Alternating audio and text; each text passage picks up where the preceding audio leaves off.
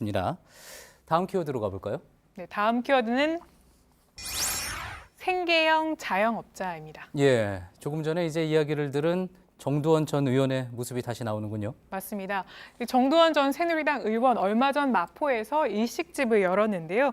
그래서 오늘 식당을 제가 직접 찾아가서 정 전 의원을 만나봤습니다. 예. 식당은 보시는 것처럼 약 60석 규모의 일식집이었는데 식당 내부에 어디에서도 정 전 의원의 사진은 없었습니다. 다만 정치인과 관련 있는 가게임을 짐작할 수 있었던 건 정치권에서 온 보시는 것처럼 많은 화환뿐이었습니다. 예, 정말로 뭐 동료 전 의원들의 화환이 많이 답지해 있군요. 자, 그런데 정두원 전 의원 뭐 요즘 방송 활동을 활발하게 하고 있지 않습니까? 굳이 뭐 갑자기 식당을 개업할 특별한 이유가 있었다고 합니까? 네, 그래서 제가 그 질문부터 했는데 일단 생계를 위해서였다 이렇게 얘기했는데요. 정 전 의원의 말로 직접 들어보시죠. 예. 생업을 위해서 여는 거지.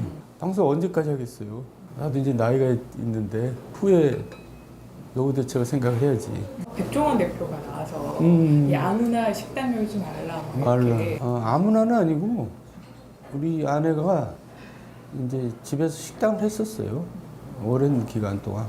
특히 이제 일식회에 자격증이 있기 때문에 아무나 한 건 아니죠. 예, 아무나가 아니라 이제 본격적으로 장사를 위해서 정말 한 거다. 그런 이야기 같은데. 자, 아까 마포에 차렸다고 하지 않았습니까? 여의도와 상당히 가까운 마포에 차린 겁니다. 자, 그렇다면은 정치인들에게는 어떤 하나의 메시지라고 또 해석이 될 수도 있을 것 같은데 혹시 뭐 정계복귀 뭐 이런 걸 염두에 두고 하는 건 아닐까요? 네, 그래서 정계복귀 가능성도 물어봤는데 일단 아니라고 했습니다. 또 안 하는 게 아니라 못 하는 거다 이렇게 얘기했습니다. 당도 없고 지역구도 없고 지역구에서도 이사를 했거든요. 근데 왜 정치를 안 하는 게 아니라 못 해요? 정치도 계산이 나와야지 하잖아요. 예, 안 하는 게 아니라 못 하는 것이다. 그렇게 대답을 하긴 했군요. 자, 그런데 정 전 의원처럼 이렇게 정치인이 식당을 차리는 모습 처음 보는 장면은 아닌 것 같습니다. 맞습니다. 가장 가까운 예로는 민주당 조응천 의원이 있었는데요. 2014년 당시 청와대 공직기강 비서관을 하다가 청와대를 나왔고 마포에 보신 것처럼 이렇게 해물 전문집을 낸 바 있었습니다.